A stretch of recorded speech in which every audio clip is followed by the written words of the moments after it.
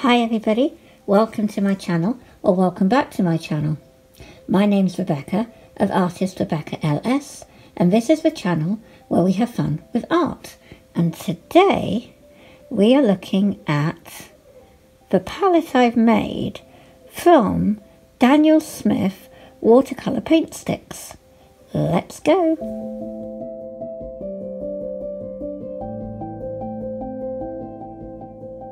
Okay guys, so what I've done, I purchased 3 primary colours. Let's have a look. This is a cobalt blue, quinacridone red, Hansa yellow light. Then I have a nickel azo yellow,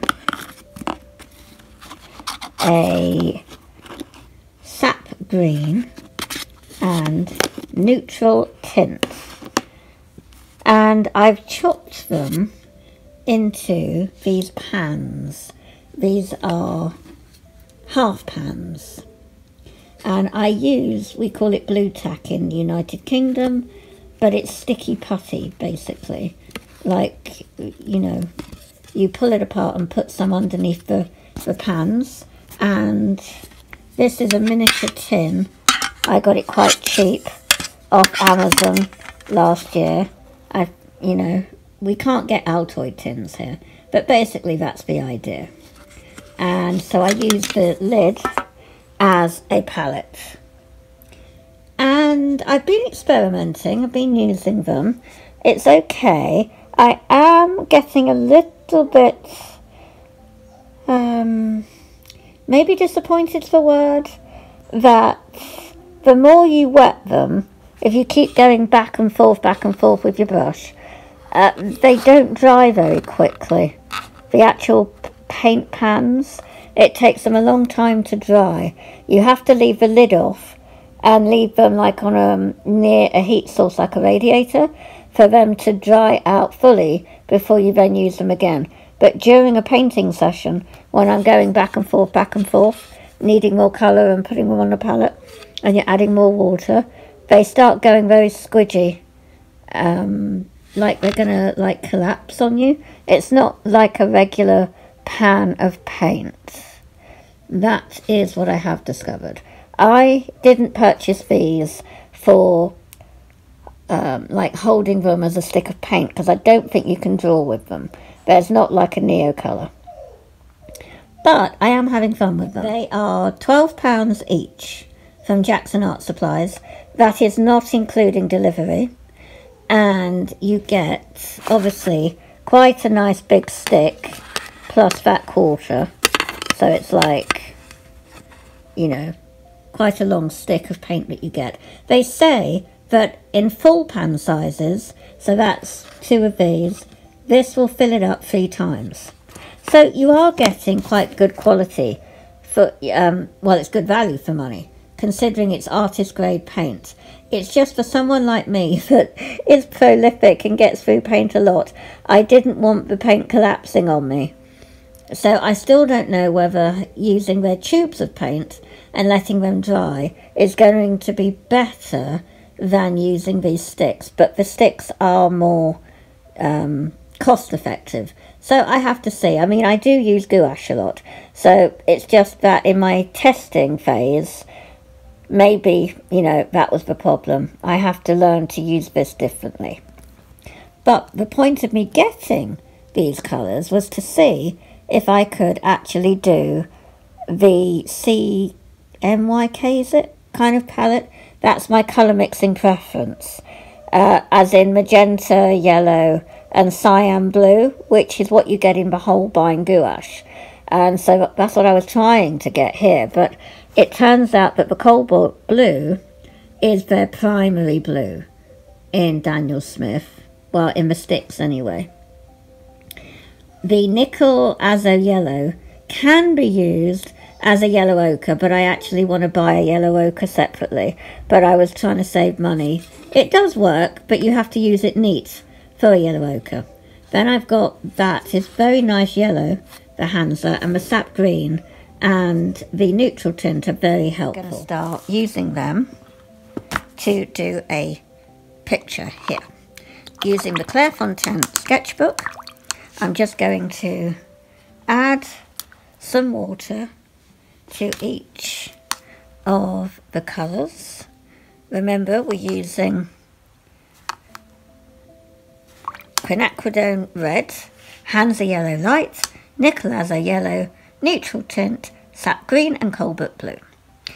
And I will say, like I've said, that the more I keep going back and forth, the squidgier they get.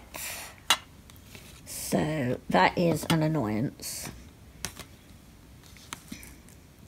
So I'm going to go in to get some blue here. I do like this cobalt blue. Normally I would stay away from it because it's usually too light, but I quite like this one. I'm just going to get some of that sky in first and get some of this blue onto the water and add lots of water to spread it out.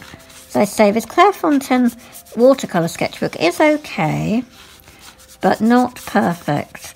I like to use both sides, front and back of a sketchbook, and the back of the page, the front of the page is more like a drawing paper, and the back of the page is very smooth.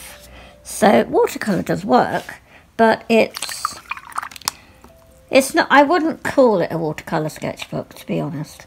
And I wouldn't call it, I wouldn't say watercolour and for the price that it was on for. Nearer, like in December, it was shooting up to like 60. It's worth 22 because of the name, Clairefontaine, but I don't like the paper isn't thick enough, really, for watercolour. This nickel azo yellow is good. I don't believe it to be a substitute, the more I use it, for yellow ochre. I'm pleased I've got it, but I would have actually now, I'm pleased I've got it so that I can try it, and I've got an extra yellow for different greens because I get through a lot of greens and yellows. But I actually wish I had just gone for the yellow ochre instead. But I probably would still replace this nickel azo yellow, but as I say, I was looking for getting the minimum amount of paint because it was so expensive. And so instead of this, I would have substituted the yellow ochre, but then it was out of stock. And I didn't want to keep waiting. I couldn't use this set of paint without a yellow ochre. So I thought, well, if I do get the nickel azo yellow, at least I can get started, because I've heard a lot of people saying that that's a good substitute. But for me, it isn't. Even using it neat, there's hints of the yellow ochre using it neat, but it's not a true ochre. You know if you're really into earth tones, and I am, it's not a yellow ochre substitute. And remember, it's just my opinion. So I definitely recommend you getting a yellow ochre separately. Also, do get your nickel azo yellow, because it's lovely tones the more water you add to it. But if you were looking to just get an exact amount, absolute minimum, I would go for the quinacridone red, cobalt blue, the Hansa yellow light, neutral tint, yellow ochre, and a sap green. And that is your basic starter set, in my opinion. You'll be able to do a lot with it. So just doing a bit of a red barbecue.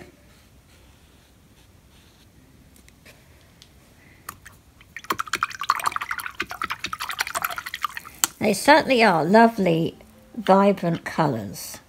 I will give Daniel Smith that. And I'm all for vibrant colours. I was just disappointed that they're not... they're reminding me a little bit of the Sennelier, which are lovely and vibrant colours, but the pans never dry.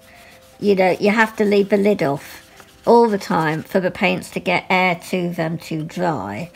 And that is really bad. In our country, we have a lot of dust, a lot of pollen, because in this house we've got loads of animals, we've got pet fur flying about in the air, we've got a lot of air pollution from farmers. We live right by a lot of fields, and there's a lot of farming going on all year round. So we do, and we've got like an incinerator that is burnt like once a month, which puts pollution into the air. That's part of the recycling campaign. So it's all a lot of pollution, and it seems to come into our house, dust everywhere. However much you dust and vacuum, it will all be about again. And of course it settles on wet paints. So it's hard keeping the lid off for too long. So I will then put some of this yellow into the sky. What I like about this colour selection, I had absolutely no idea what I was doing. When I chose the colours, it was more winging it and praying that the colours would be okay. And they have all worked out great. I can mix them all together and not get sludge. That's really great.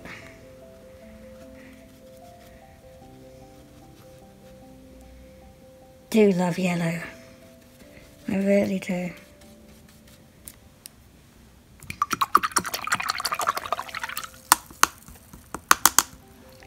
And the neutral tint is so useful on its own, or to mute the vibrant colours.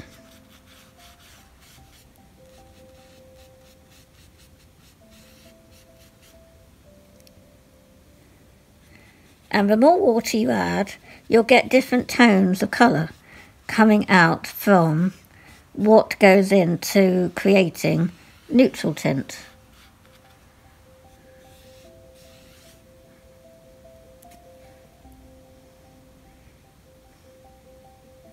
That's looking pretty good, isn't it? We'll just put that there.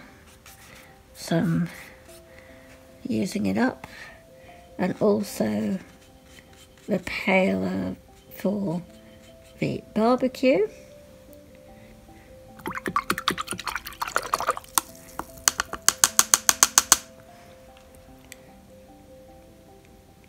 And then I will mix up a bit of orange. I don't know why I always have to have my fish orange.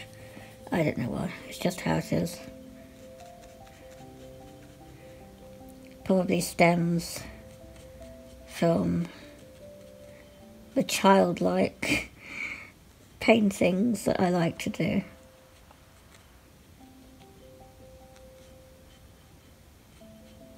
There we are.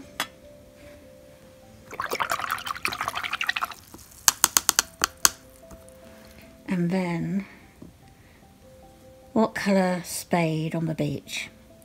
I'm thinking red, but probably shouldn't, because we have a red barbecue. So let's see about having some blue over here, and then adding in some red, and we've got a nice purple.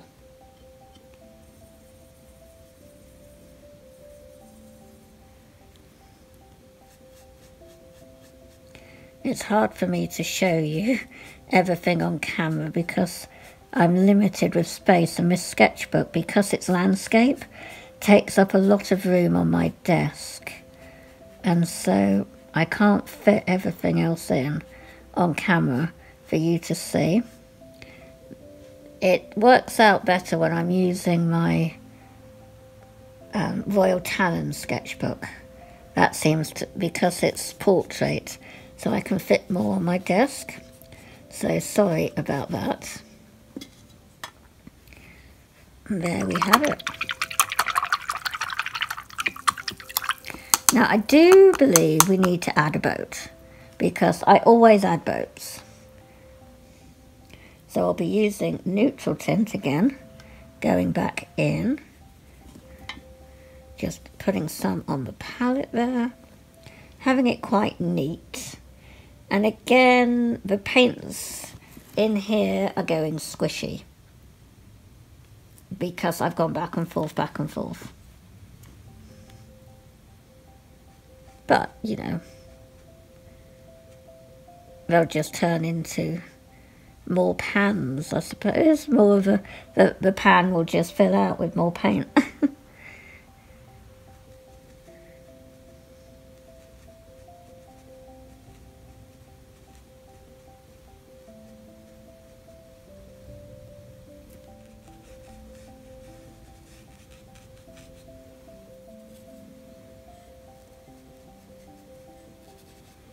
I like that it re-wets really well and that they're pigmented.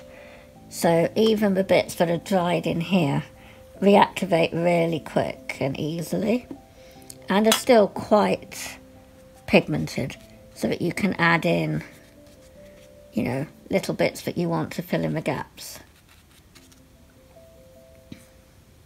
But it is a watery, I mean, watercolours are watery. If you use the tube versions, you'll be able to change the consistency, whereas with these, it's all going to be one consistency, you know, very, you know, thin paint. But look at, I mean, it's supposed to be watercolours. They're supposed to be thin. And completely different experience than Neocolours. These are actual pure watercolours. They've just come out the factory in a stick form. So it's like pre-cut, they're not cut. It's how they would come out before the machine cuts them to fit into the pans, basically. It's paint in a stick. Whereas Neocolor 2s are wax crayons. The wax has been added to them. So this is a really nice experience, and I'm really glad I've got these Daniel Smith paint sticks. It now means that I can buy one each month if I need to add to my collection. I'm not going to run out, though I was worried that these are going to turn into sludge and I'll end up using them all up too quickly. I don't think I will, because yes, I'm prolific. I paint all the time, all day, like every day. But I think that these, leaving the lid off, they'll have time to set, and I'll be using like gouache and pencils, because really I do a lot of gouache at the moment. So still pleased I have these. It's not putting me off using them, and yes, I will continue buying them. But like I say, remember, quinacridone red, Hansa yellow light, Nicolazo yellow, neutral tint, sap green, cobalt blue, and yellow ochre will be your colours to get. So what have we got here? 1, 2, 3, 4, 5, 6. So 7. 7 colours would be ideal. Well, in fact, no. 6 colours are ideal. Get rid of your Nicolazo yellow, and then you would only need 6 colours. That would be a basic palette I'd start off with.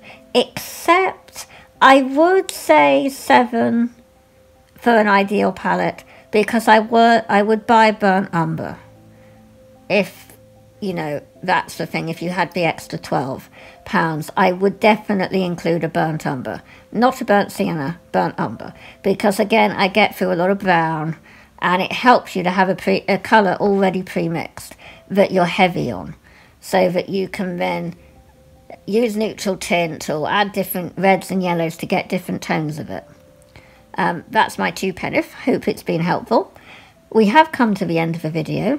I hope that you've enjoyed it and found it useful. Please consider giving me a thumbs up if you have enjoyed my content. It helps YouTube know that you've enjoyed it, and they'll promote my video to more viewers. Consider subscribing to my channel if you haven't already. Subscribing is completely free to my channel, and it will let you get notified of my next video so that you don't miss out. And also don't forget to check my video description below this video for affiliate links. Again, it's a way of supporting my free content to you, and it's at no extra cost to you. Affiliate links just help remunerate me for promoting the companies like Jackson Art Supplies. I always buy my art supplies from them, and they are very good prices. Even delivering to France is still cheap. It's really good. And I also am affiliate with Rosemary & Co paintbrushes, and I also am on Ko-fi, which is a way to support me there. And I'm going to catch you really soon, guys.